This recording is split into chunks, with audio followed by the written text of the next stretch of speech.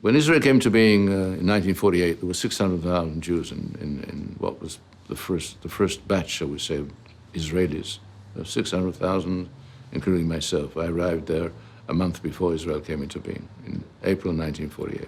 600,000 people, not sufficient for a viable state.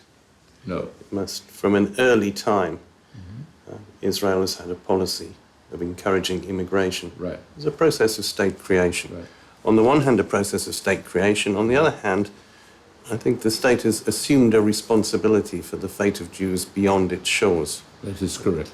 In many ways, this... We assumed the responsibility to bring to the shores of Israel Jews, whatever the state they're in at any given moment.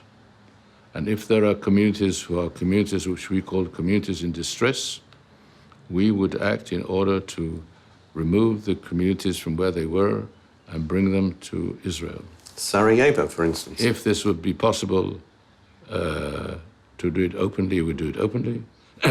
But in many cases, it was not possible to do it openly because the Arab states, the Muslim states, did not encourage the immigration of Jews in their territory to Israel. On the contrary, they did not think that the land of Israel belonged to the Jewish people. And therefore, we had to resort to clandestine measures to get the Jews out of the countries where they were suffering under distress and bring them to our country. So when you say clandestine measures, the need for secrecy. Correct. You're really describing a role for Mossad as the agent of the state. This is a role of the Mossad because it could not be done except by clandestine means. And the key to this is not the mission, but the method of implementation. The role of the Mossad has been and always will be to carry out any act on behalf of the State of Israel that needs to be carried out under secrecy.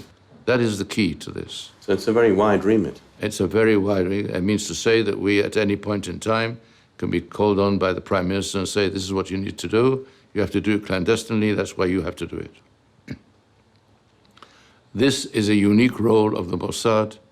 I think there is no other comparable service which has such a responsibility on its hands. And we have brought in hundreds of thousands of people from various places around the world. At the time that I was head of this operation, we called it the Rescue Division. We were acting in Sudan to take out the Jews of Ethiopia.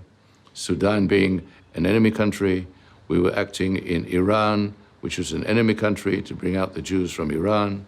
We were operating in Yemen to take out the Jews of Yemen. We were operating in Syria to allow the Jews of Syria to escape clandestinely from Syria. We, during the 5 years that I was there, we were able to rescue half of the Jewish community in Syria. We were able to rescue large portions of the Jewish community in Yemen. And this needed expertise. It needed people on the ground in certain cases, not in all the cases. And it needed people on the ground to aid us and help us. And what we needed to do was to get the cooperation of people we needed without loss of life. What about the Balkans?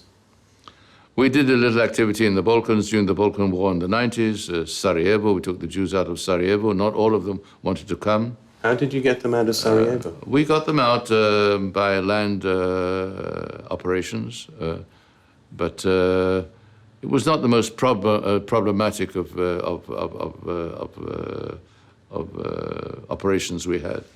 I think the most problematic we had was in Sudan, because Sudan is an Arab state, a Muslim state, and we had to operate there under deep cover, and we had to operate over a period of time, and we had to transport people, thousands of people, ultimately, from one point to another, in a backward country where the roads were in need of constant repair, where there were no petrol stations along the highways, along 1,000 kilometers, 1,200 kilometers. So we had to transport the petrol we needed for the trucks in which we transported the immigrants. And we had to carry out operations, both sea and air operations, which are clandestine, in cooperation with the Israeli Air Force. And we had to be the force on the ground to make sure that everything was secure. And we had to prepare the provision of landing strips so the aircraft could land. Can you just explain, for the benefit of people who aren't familiar with the background to this? These were people that had trekked into Sudan from Ethiopia. The people who were in Sudan were people who trekked on land, who walked all the way from Ethiopia to Sudan. What sort of distances? Oh, we're talking about hundreds of kilometers. Some of them, unfortunately, died on the way. We couldn't save them. We couldn't do anything for them. What was the peril that they were in? The regime in Ethiopia was a dictatorship. The Jews suffered enormously there, and they wanted to escape from the jaws of a very oppressive regime. They were not allowed to carry out the normal activities necessary for Jews, acts of faith, prayer, and so forth. They were economically in a backward area of the Sudan. They had a very low level of subsistence, and therefore we knew they wanted to come, and we picked them up in the refugee camps in the Sudan, which at one time had over 1 million refugees there coming in from Ethiopia and from Eritrea. Because of famine or because of warfare? Both famine and warfare. So we had to have the capability of identifying the people we were wanting to rescue in between these hundreds of thousands of others, which was a problem in itself. So it must have been very difficult to deal with that number of people in a clandestine way? It was very difficult, especially as Sudan is another country which encourages tourism. Everybody who entered Sudan had to have a reason for entering Sudan. And he had to have a reason and a basis of employment in the Sudan. So what sort of numbers did you need in terms of Mossad operatives? We needed over 10. I won't give the exact number. And you were there yourself? And I was there myself on several occasions, yes. I was not there when we had a specific operation, but I visited my people there time and time again, and I was in enemy territory, yes. So were you visiting in operational mode under cover? I was under cover, yes, in operational mode. I was in a false flag identity, and I traveled all these hundreds of kilometers with my people, and but you must I saw how they lived, I saw how they operated, and I took responsibility for their lives. I knew that if they were caught, they would never return. So you must have had some sort of base on the ground? We had a base on the ground. We had more than one base on the ground. We had all kinds of configurations in which we could operate. We had people there and individuals who carried out various functions there in their cover role, and then we were able to use them operationally. We maintained, in some extent, in some period, we maintained what we called compounds in the capital, where we brought people and kept them there until we could send them out on civil commercial aircraft with refugee passes to countries in Europe. We had agreements with countries in Europe with whom we could reach agreements that they would accept these refugee passes on the understanding that once the people arrived in those countries, they would immediately fly on to Israel. So we had the cooperation also with people inside Europe. We needed to make sure that this whole story didn't leak and come out in the open. So we had to have a basis of what we call operational security, which could assure us that we would not suddenly be exposed to something in the public domain. All this we had to take care of. So you had the logistics of getting your people in there, Yes, looking after the people on the ground, yes. and organising an indirect route That's to right. and from. Yes, yes. When we talked about this before, you told me about a diving school. Yes. Can you explain that? We were looking for a facility which would be close to one of the places of action, meaning to say somewhere near the sea, maybe on the seashore, where we could bring a ship to take the people out. So this is the Gulf. And this is north of Port Sudan, about 50 kilometers north of Port Sudan. So on the The Sudanese coast. Is the pardon on the Coast of Sudan. coast of Sudan, on the eastern coast? Yes, where there's a kind of a lagoon there. A place called Arus, 50 kilometers north of there. And there we were able to. There we found an abandoned village, which had been a tourist resort, because it was very close to one of the most beautiful centers of corals in the world. Some of the most beautiful corals in the world are off that coast. And an Italian company had built this village and was hoping to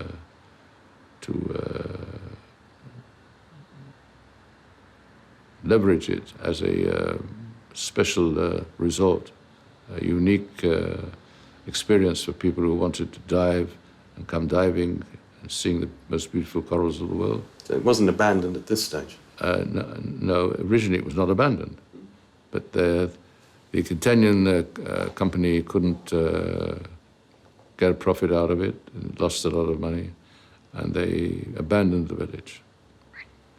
And we came in under a foreign cover, and we contracted with the government of Sudan to take control of the village and to reopen it, which we did.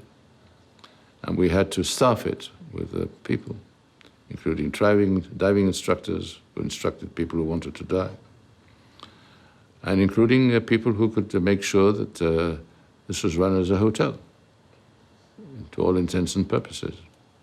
And that's what we did. And So what nationality did they think they were dealing with? a variety of people. You know, what happens in these cases is that if you find people who are dealing in tourism and in diving, it's very natural that people can come there with various nationalities because they are expert diving instructors or because they are looking for a job and so forth. There was no specific one, shall we say, one shade or one color or one passport which was preeminent to others. It was a collection of identities. But in actual fact, these were Mossad operatives. Pardon? But these were Mossad These operatives. were Mossad operatives who some of them had been recruited for this particular operation. Because of the time element, we couldn't train them as long as we would have liked to train them in other circumstances. But we had to give them shortened courses and prepare them, which of course added additional danger to their survival, because if they were less professional as intelligence officers, they obviously were exposed to the possibility that they were not up to standard, so to speak. So presumably you had to run this place. And we had to run this place, and we had to run it economically, and we had to have a financial system to back it up elsewhere, somewhere in Europe, which we had. And we had to have a whole operation going, which entailed a lot of people. And I used to appear there for the locals. I was the bookkeeper who appeared from time to time, you know. I was older than the rest. There was a big gap between my age and the age of all the people there. So you were the visiting accountant? And I was a visiting accountant, yes. My abilities in this field were not put to the test. It was an operation which lasted for 3.5 years. So did it attract customers? Was it useful in intelligence terms rather than just providing a cover? It attracted customers, especially in Christmas time and Easter. We had full house. We had all the ambassadors and the military attachés, and some of them also station chiefs of various shades of intelligence services. And none of them guessed the people who were serving them dinner or breakfast were anything else but bona fide hoteliers. They were guests of Mossad? They were guests of Mossad, yes. We had serious water problems there because we didn't have purified water there. So initially, our predecessors there had large tanks on trucks which brought fresh water from Port Sudan, which was very costly, by the way. So we introduced a desalination system, which was an Israeli one, but we didn't leave the Israeli markings there. And we produced a lot of water, and we had excess of water. So we opened up to the herds in the region, and all the herds of the region came to us and watered their herds. And they paid for the water, so it was additional income. And I think we contributed to the well-being of Sudan that way, and the well-being of that area in general. I don't think Sudan is known for its desalination plants. No, it's not. And when ultimately we had to leave, and we had to leave hurriedly, we had to make a quick evacuation. We did. We had to determine whether to take it with us. It was cumbersome to take it with us, so we left it as a present from the people of Israel to the people of Sudan. I think you said before that, when we discussed this, that before you left there was a sign put on it. There was a what put on it? A note put on it. Exactly. I said a note was put on it that this is a gift from the people of Israel to the people of Sudan. Because our cover had been blown, and we were lucky to have been able to get information in time. How long did you have to leave? 3-4 hours. Do you know what caused the cover to be blown? No. No, I don't know. No. No. So this operation more generally, at some point that must have also become known Yes. to the authorities in the Sudan. How did you deal with that?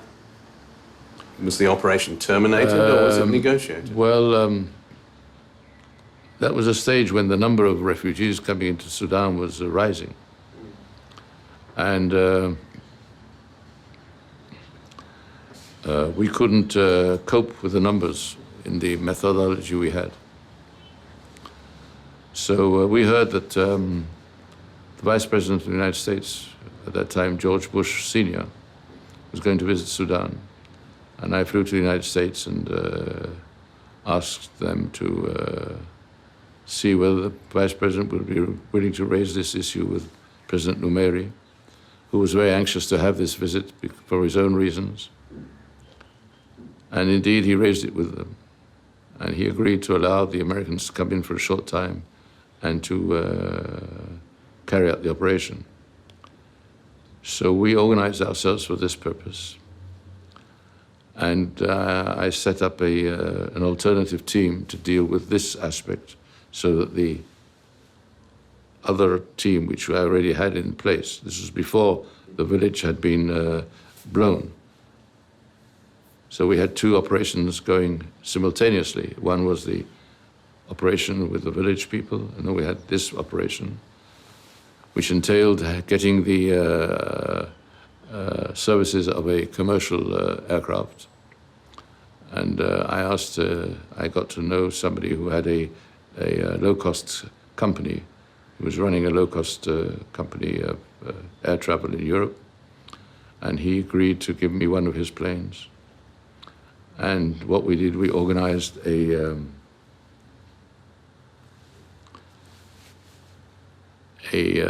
system whereby this aircraft every day at a certain hour left Tel Aviv for Cyprus, and Cyprus it landed, and then it took off again and arrived in Khartoum from Cyprus and took the refugees, and they flew to Brussels, and from Brussels they flew on to Tel Aviv. And was this thought of as an American plane, an American operation? No, not originally, no. No, it was not. It was not an American operation in this sense. No, it was not known as an American operation. Was it recognized as an Israeli operation? No, it was not recognized as an Israeli operation. It was recognized as an operation, and we were able to take out several thousand in 1 month this way. We also brought in special buses to take the people from the area of the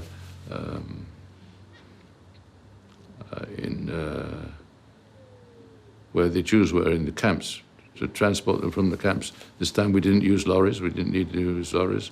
We brought in 2 big buses, double-decker buses. We flew them in.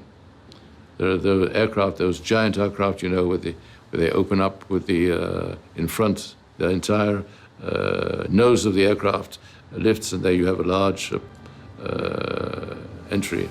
They can drive them in? Yes, they can drive them in, yes. And we flew them through Saudi Arabia, so that they, for the purpose of the locals, the buses came from Saudi Arabia, not from Europe.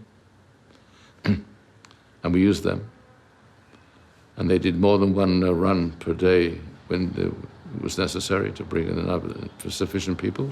So were the Saudis party to this? No, not at all. They knew nothing. So how did you fly them in from Saudi?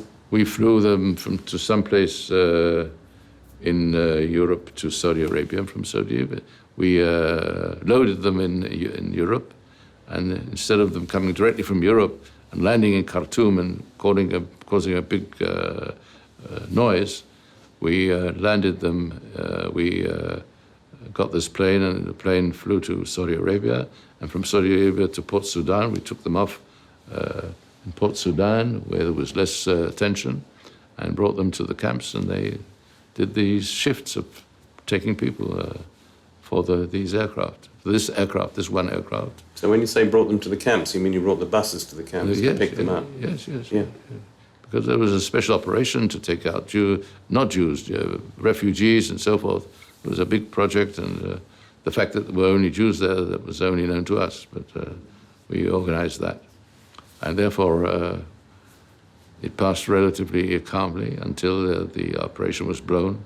There was publicity on this in a journal in Israel about this, and it became public knowledge, and then the operation stopped. And we were stuck with about 1,000 people left, and we couldn't take them out. So we turned to the United States this time, and we asked direct help from the United States. The United States were very responsive. And they sent a squadron of C-130 aircraft to Israel, but they didn't use them all in the end, and only 3 or 4 actually flew in the end, flew from Israel directly to a landing strip near the refugee camps. So this is the first time that the flights were coming in direct from Israel? First time ever. Yeah. And we flew them in, and the people in Sudan didn't know where the aircraft were coming from. They thought they were coming from somewhere else. They didn't check. There was no radar at the time over the entire area, the entire airspace of Sudan, so we were able to do things in a proper way. And we took out the rest of the people there in this way, and that was that. So how many people did you get out in the end? With all the operations all told, it was around, after there were other operations of similar nature but a different configuration, I think all in all something like between 19,000 to 20,000 people. Over what sort of time period? Over 9 years.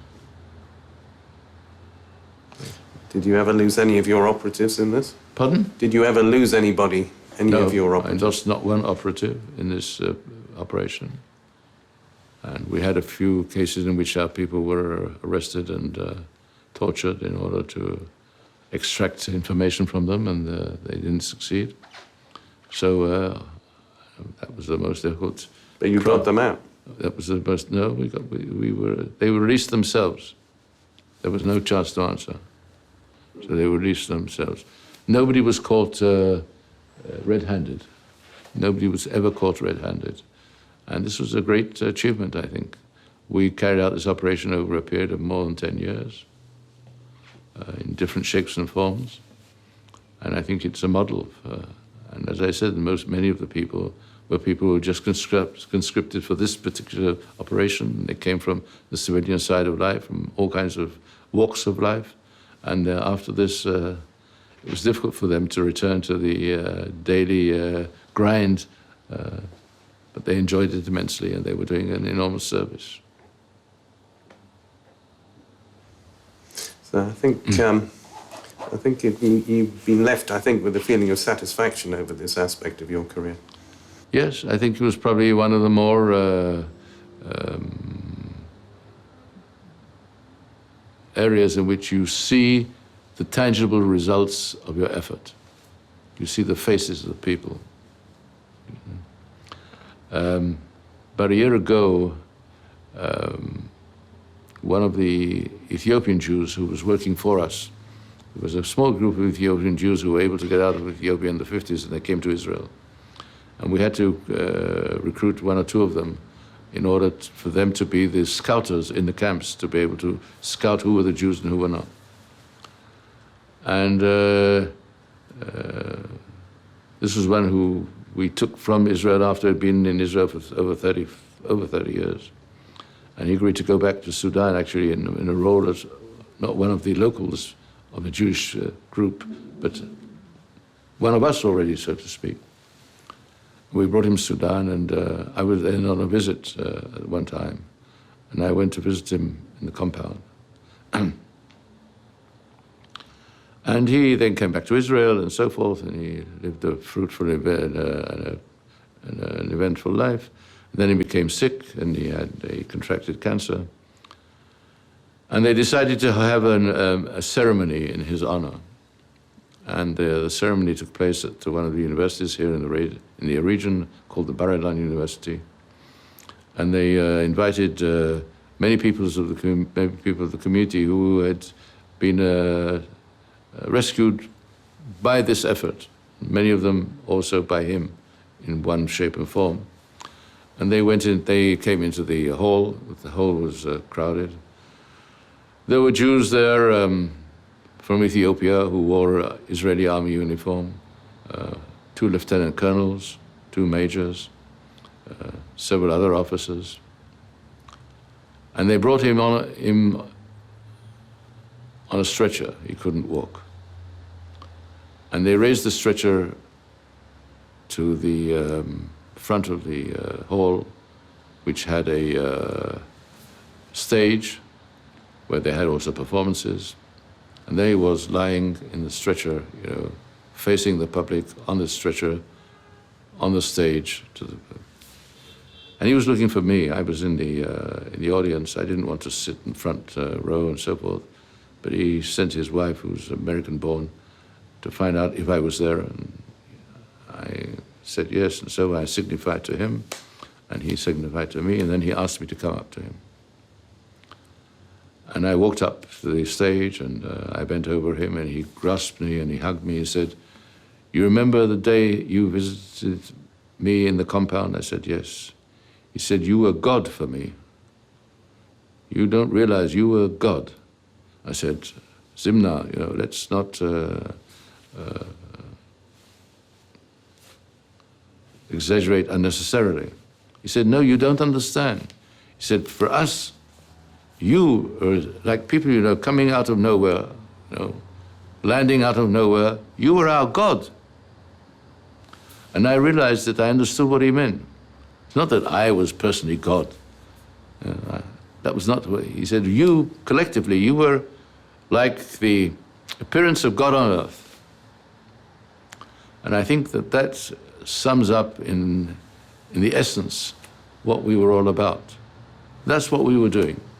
We were carrying out God's mission on earth. And I think all those people who participated in this operation, by the way, it was all volunteers. We never had to reach the point where we had to, shall we say, pressure people to enter this operation. We had initially we didn't have all that many people. This is, in many cases, not the core business of the Mossad. And there were many people doing other things. But as the word got around that this was the operation, the people who came in from other places in the Mossad wanted to be part of this operation. And I used to appear at courses in the Mossad and talk to people about this operation, and people used to volunteer.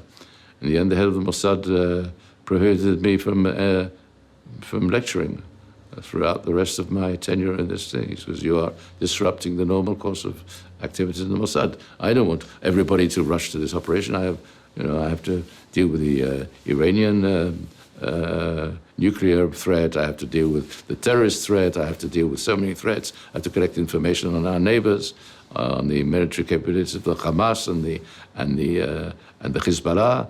We have to deal with foiling operations and prevention and all kinds of other things. And you are now taking all these people off on a spree to Sudan, to engage in a rescue operation, But he understood that this was also a feather in his cap. So it's not as if he just seriously meant what he was saying. How long were you involved in it? 5 years. I commanded the operation for 5 years. And you worked exclusively on this during that time? Pardon? You worked exclusively on this during that time? Exclusively on rescue. At that time, I was also in charge of rescue operations from Syria, where we took out over 600 people, half of the community. We were working in Iran. We were having thousands of people. We ran a big operation on the Iranian-Turkish border,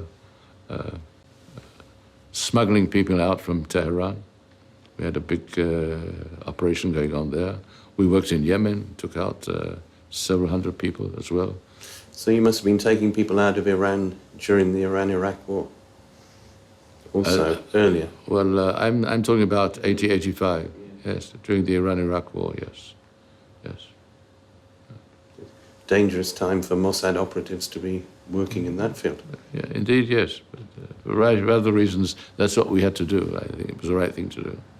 And as again, in Syria, two of the people who we were trying to rescue were caught, 2 brothers, the Suede brothers, and they were caught and they were jailed and they were tortured there, but they never divulged any word about what this was all about.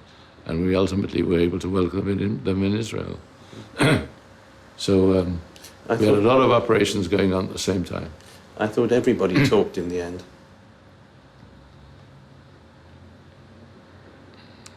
Not necessarily. Not necessarily. Not ever necessarily. Well, thank you for a very enlightening interview.